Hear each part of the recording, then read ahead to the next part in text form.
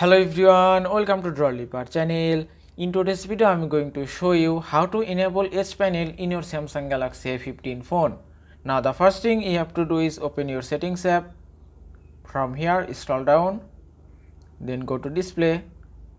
Now from here scroll down a bit. Here you can see Edge panel option, then tap on it. Now just tap here to enable Edge panel. Here you can see Edge panel is enabled. Now if you tap on panels, here you can see so many tasks and you can add this task on your Edge panel. If I select weather, tools and music and then go back. Now if you open your Edge panel, here you can see your tasks. If you want to customize your Edge panel, just go to handle option. Now from here you can change your Edge panel position. You can select right or left side. You can also lock your handle position.